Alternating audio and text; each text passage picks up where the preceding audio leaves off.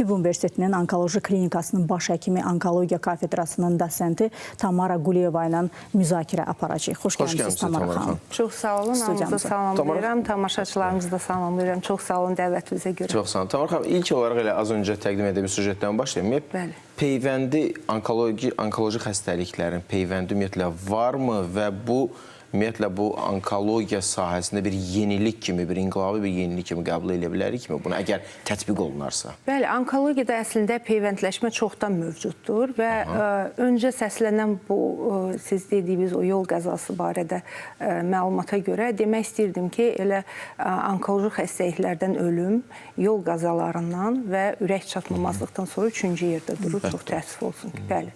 Ona görə də onkoloji xəstəliklərin profilaktikası, müalicəsi, vaxtında müayinəsi çox önəmlidir və bu baxımından bu vaksinasiya təbii olaraq ki, bir sensasiya kimi, bir şok xəbər kimi üzə çıxır.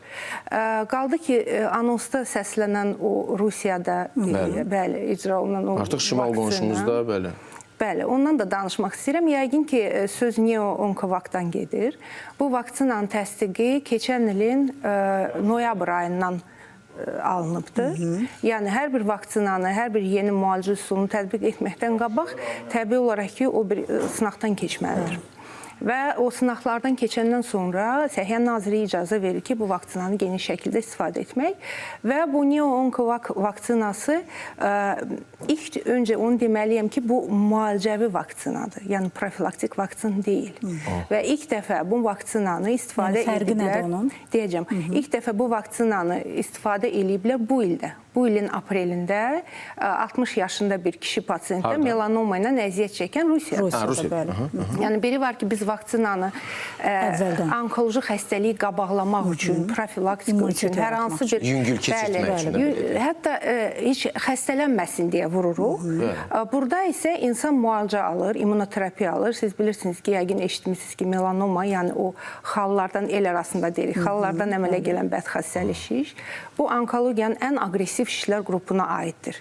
Ona görə də əlimizdə nə qədər çox vasitə olsa, bu xəstələr daha geniş kömək edə bilərik.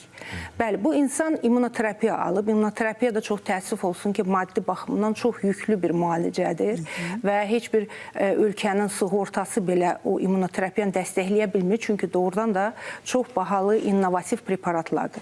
Və bu baxımından yeni bir vaksinanın köməkçi vasitə kimi istifadəsi əsas müalicə protokoluna. Bu çox vacib bir şeydir. Bu Neo-Onkovak vaksinası Rusiyanın Onkoloji Elmi Mərkəzi tərəfindən icra olunubdur və hələlik bir pasiyentdə istifadə olunubdur. Sadəcə onlar onu bir yenilik... Həmin xəstənin özünə uyğun şəkildə... Bəli, bu fərdləşdirilmiş bir vaksinadır. Yəni, orada RNK-dan istifadə olunur. Hər bir insanın RNK-sı götürülür və ona uyğun bir vaksin hazırlanır. Bu da immun sisteminin mübarizə qabiliyyətini artırır. Ona görə də təbii olaraq ki, bu vaksinasiya çox öndə gedən, yəni onkologiyanın gələcəyi sırf profilaktikadan, vaksinasiyadan bağlaya bilərik. Amma mən dediyim vaksinasiya bu çoxdan istifadə olunan, yəni ilk dəfə təbii olaraq Amerika Birləşmiş Ştatlarında bu human papilloma virus dediyimiz bir vaksinasiyadır. Bu HPV vaksinası uşaqlıq boynu xərçənginin profilaktikası. Bu doğrudan da profilaktik bir vaksinadır. Yəni bu vaksinanı əslində Amerikada ilk öncə üzə çıxdıqda bu 90-cı illərdə səhv etmirəmsə ilk dəfə qəbul olunmuşdur. 14 yaşına çatmamış qızlarda və oğlanlarda istifadə olunur ki, bu da gələcəkdə insanın o papilloma virusu yoluxmasının qabağını alır, yəni artı fərdi immunitet formalaşır və gələcəkdə uşaqlıq boynu xərçəngi kimi təhlükəli bir patologiyanın yoluxmamağı, yəni tutulmamağın demək olar ki, çox böyük bir faizdə qarantiyasıdır. Sadəcə bu çox müsbət statistika var və Amerika Birləşmiş Ştatlarında demək olar ki, uşaqlıq boynu xərçəngin səviyyəsi qat-qat enibdir. Sadəcə burada bir məqam var ki, 14 yaşlı qız və ya oğlan uşaqlarının valideyn tərəfindən vaksinasiyanın aparılması bir qədər fərqli qarşılanır və bu vaksinasiya bizim cəmiyyətdə də, yəni Azərbaycanda da geniş istifadə olunur. peyvəndimiz burada. Bəli, ona görə də biraz bax bu baxımından maarifləndirici verilişlərin əhəmiyyəti çox yüksəkdir. Çünki doğrudan da alimlər, klinisistlər böyük fərq görürlər. Yəni vaksinasiya olmuş cəmiyyət və vaksinasiya olunmamış cəmiyyətdə xəstələnmə intensivliyinə görə. Sırf bu baxımından yəni mən də fikirləşirəm ki, bu məqamı gəlmişkən bir sual ağlıma gəldi. Yəni bu vaksinlərin hansı ölkədə istehsal olunmasına çox böyük əhəmiyyəti varmı? Bilirsiniz necədir? Yoxsa onların tərkibi demək olar ki, eyni olur? Belə preparatlar çünki bununla da bağlı çox mübahisəli elə ölkəmizdə də, dünyada da belə həmişə. preparatlar əslində innovativ preparatlar qrupuna aiddir. Yəni belə preparatları icad edib gündəmə çıxartmaq üçün böyük farm kompaniyalar böyük sərfiyyat tələb edir.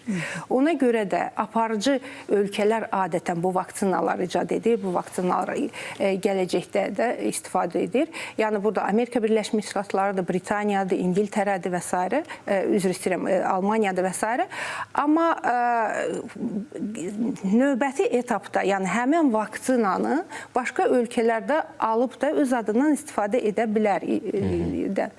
Ona görə yəni yenə də hər bir vaksin, hər bir innovativ preparat keyfiyyət göstəricilərdən keçməlidir və bu keçməmiş, yəni onun heç yəni istifadəsinə də belə icazə verilə bilməz. Biraz ümumi sual verəcəm. Xərçəngin ilkin diaqnostikası nə ola bilər? Təbii ki, bu yaş qrupu ilə də fərqli olan bir şeydir. Bəzən o qədər gizli gedir. Bəli, ümumiyyətlə, əgər mənim fikrimi bilmək istəyirsinizsə, mənim fikrimcə xərçəngin müalicəsinin gələcəyi profilaktikadır. Yəni, nə edək ki, yoluxmayaq və yaxud da yoluxsaq belə, nə edək ki, erkən dövrdə biz onu aşkarlayaq. Mən süd vəzi xərçəngi ilə məşğulam da. Yəni, xəstələr müraciət etdikdə bizə süd vəzi xərçəngin artıq böyümüş törəmə əllənirsə, 3 sm, 4 sm, 5 sm törəmə əllənirsə, bizim işimiz nə qalır? Sadəcə bir faktı konstatasiya edək. Yəni, onu təsdiqləyək, UZI etdik, ölçüsünü bildik, mamografiya etdik, ölçüsünü bildik, biopsiya etdik, tərkibini bildik, müalicəsinə başladıq. Bu artıq, belə deyək ki, gündəmdə olan bir rutin praktikadır. Amma gələcək sırf kiçik ölçülü şişlərin aşkarlanmasındadır. Yəni, bizim gündəlik apardığımız o təbliğat da ondan ibarətdir ki, vaxtında gəlin, yoxlanın ki, 3 milli, 5 milli ölçüdə olan törəmə, hansın ki, xəstə heç vaxt özündə əlləyə bilməz. O törəməni aşkarlayaq və o mərhələdə xəstəliyi müalicə edək. Təbii olaraq ki, 5 sm olan törəmə ilə 5 millimetr olan törəmənin fərqli proqnozu var, fərqli gələcəyi var. Fiziki olaraq onun insan özü görə bilməz, hiss edə bilməz. Bunun üçün də profilaktik tədbirlər, yəni vaxtında müraciət, check-up, screening müayinələri, bu çox önəmlidir. Check-up, screening müayinələr. Bəli. Və ilkin əlamətlər necədir sizcə? Hər bir patologiya üçün ilkin əlamət fərqlidir. Adətən klinik əlamətlər, klinik mənzərə deyilən bir şey var. Bu mənzərə üzə çıxırsa, bu artıq böyümüş bir şişdir. Başa düşürsünüz? Yəni, əgər insan süd vəzində bir kütlə əlləyirsə və yaxud da ki, ağciyərdən danışırıqsa, bəlğəmində artıq qan axmalar, qan sızmalar, qan ifrazatı varsa və yaxud mədə xərçəngindən danışırıqsa, bir qusma varsa, qusma möhtəviyyatında qan varsa, qan etkisi varsa və yaxud ginekoloji patologiya eyni, bu artıq şiş var və şiş özünü göstərir. Yəni, klinik forması, ölçüsü var şişin. Bizə lazımdır ki, subklinik mərhələdə. Bunun üçün də gastroskopiyamız var, bunun üçün də ağciyərin rentgenoloji müayinəsi var, süd vəzni mamografiyası var, ultrasəs müayinəsi var, ginekoloqun baxışı var, onkoloqun check-up müayinəsi var, qalxanvari vəzin uzisi var. Yəni bunu individual olduğu üçün hər fərd üçün fərqli formada bir diaqnoz qoyula bilər. Bəli, bir də ki, hər bir insanın belə deyək də rutin check-up müayinə protokolu var. Qadınlar üçün də, kişilər üçün də həm yaşa uyğun olaraq, həm cinsə uyğun olaraq, plus bundan əlavədə hər bir orqanın öz screening protokolu var, yəni check-up protokolu var. Deyək ki, əgər irsiyyətdə bizdə mədə xərçəngi kimdəsə varsa və yaxud ağciyər və yaxud süd vəzi xərçəngi varsa, bu insanlar adi insanlardan daha intensiv yoxlamalıdır. Onlar daha da diqqətli olmalıdır. Daha diqqətli və daha tez-tez onkoloqun müayinəsinə və yaxud başqa bir müayinə üsullardan keçməlidir. Yəni genetika çox böyük rol oynayır. Çox böyük rol oynayır bizdə. Tamam xanım, yenə də bir növ ümumi sual verəcəm. Gündəlik həyatımızda kifayət qədər stresslə qarşılayır, həm işdə, həm yolda və s. və ilaxır. Stress bu faktorunda qidalanma ilə tərəziyə qoyduqda hansı daha çoxdur onkoloji xəstəliklərin səbəb olması üçün? Ümumiyyətlə biz yəni klinisist olaraq onunla paralel olaraq bir müəllimik, yəni Tibb Universitetinin bəli 5-ci, 6-cı kurs tələbələrinə dərs keçirik və siz dərsliyi açsaz, birinci faktor alimentar faktordur, yəni qidalanma faktorudur. Yəni qidalanma çox önəmli bir faktordur. Stresi idarə eləmək olur da. Bəli, sadəcə yenə də mənim öz fikrim var bu barədə. Bir vaxt bir psixoloqla da mən biraz fikir ayrılığı yaşadıq. Bəli, çünki psixoloq bizə dedi ki, yəni artıq təsdiq olunub ki, dünyada, yəni alimlər tərəfindən ki, stres faktoru onkoloji xəstəliyin əmələ gəlməsində heç bir rolu yoxdur. Tərəzidə qidalanma baxdı. Bəli, amma mən gündəlik praktikamda gördüyümü görürəm. Yəni, elə bir qadın yoxdur ki, onun sinir sistemi tam sakitdir, onun yaşadığı həyat tərzi tənzimlənmiş vəziyyətdədir və onda bu və ya digər süd vəzi patologiyası çıxsın. Adətən bizə müraciət edilən qadınların hamısı stres fonundadır. Ya kəskin stres alıbdır, deyək ki, evlad etkisidir, ya dediyimiz bu avtoqəzadır, ya nəsə belə bir yönəmdə bir stresdir. Yəni, insan gözləmədən bir stres faktoru kəskin alıb və o stres onu sirkələyib. Və yaxud da ki, xroniki bir stres. O xroniki bir xəstəlikmi, bir ailə, bir mühitimi. Yəni, özümüz hamımızdan yaxşı bilirik ki, o xroniki stres nə deməkdir? Ya iş stresidir və s. Və bu stresi yaşayıb, bu və ya digər, yəni həyatın bu və ya digər yaşında insanda bir onkoloji patologiya üzə çıxa bilər. Ona görə də mən... Daha çox qidalanma. Bəli, mən sözün açığı araşdırdım bu son ədəbiyyatları da və doğrudan da belə bir elmi işlər var ki, stresin birbaşa onkoloji xəstəliyə əmələ gəlmə səbəbi kimi üzə çıxmır. Amma stresin immun sistemini zəiflətmək faktorunu, riskini onu heç kim dana bilməz. Yəni, birinci immun sistemini zəiflədən stres faktorudur, kəskin və ya xronik. Bəs yaxşı, özür istəmək. Bəs burada qidalanma necə olmalı? Artıq dietoloqlar, həyat koçlar və s. Siz bir onkoloq kimi bir müəllim. Əlimizi nə yatırıq? Bu onkoloji, kanserogen maddədir, nə bilim və s. və axır. Necə qidalanmaq lazımdır? Doğrudan da qəbul olunmuş kanserogen maddələr var. Doğrudan yoxsa bu mifdir? Yox, mif deyil. Hər şey yox, qəti surətdə mif deyil. Hətta yuyucu vasitələrə belə deyirlər. Bəli, qəbul olunmuş kanserogen maddələr var ki, bizim gündəlik istifadə etdiyimiz qidalarda ola bilər.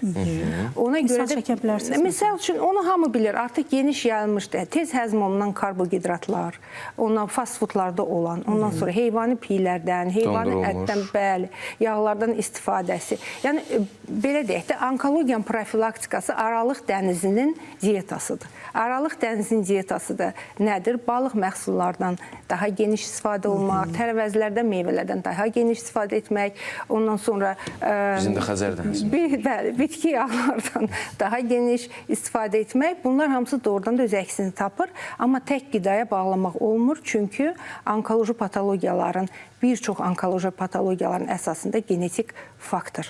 Genetik faktor Bəli, mütləq. genetik faktor o çox önəmli rol oynayır. Yəni genlərimizdə ya biz bu genetik yükü əcdadımızdan götürmüşük və yaxud da ki, sürdüyümüz həyat nəticəsində həmən o kanserogen amillər, ultrabənövşəyi şüadır, ondan sonra məncə stres faktordur. Yenə mən stresi heç vaxt ana bilməm, çünki stres çox önəmlidir. Qidalanmamızdır, zərərli vərdişlərimizdir, siqaret çəkmədir, alkoqol içkilərinin içməsidir. Bunlar bizim artıq genetikamızda bir problem yaradır ki, bu problem yaradandan sonra bir 10 ildən, 15 ildən sonra biz gəlib öz xərçəngimizə çıxa bilərik. Ona görə də genetikamızı qorumalıyıq da. Qorucu vasitələr nədir? Onu o dedik, alimentar faktordur, stressdir və genlərimizin yoxlanmasıdır. Əgər elə bir yük varsa genetikada, yəni bizim tarixçəmizdə də, yəni əcdadlarımızda yaxın və ya uzaq əcdadlarımızda o varsa, o zaman mütləq üstünə düşməliyik. Yəni sizin ən böyük məsləhətiniz profilaktik müayinələrdən profilaktik müayinələr. Ancaq budur, bizim indiki dövrdə yəni xəstəliyi azaltmaq və yaxud da ki, müalicənin effektivliyini artırmaq üçün ancaq profilaktik tədbirlərdir, skriningdir. Sonda belə bir sual verim. Azərbaycanda onkoloji xəstəliklərlə bağlı vəziyyəti siz qısa da olsa, ən azı bu statistikanı və s. bu işin içində olan bir mütəxəssis kimi necə qiymətləndiniz və peyvənd gəlməlidirmi bizdə də? Yəni tətbiq olunmalıdırmı? Bilirsiniz necə? Əgər Yəni çətindirsə də bu hər bir peyvəndini həll edə bilər. patologiyanın, bəli, hər bir patologiya, yəni süd vəzidir, mədədir, bağırsaqdır, ağciyər, bu tamam başqa bir xəstəliklərdir. Onları hamısını cəmləşdirib və bir panasiya tapmaq ki, bunu mən vurdum, hər şeydən azad oldum, heç vaxt elə şey ola bilməz. Hər halda tibbin indiki inkişaf dövrünü nəzərə Yəni alaraq. hər xəstəliyin özünə aid peyvəndi Özünə olur. aid bir belə deyək, profilaktik tədbirləri var. Ola bilər peyvəndləşmə də var və s.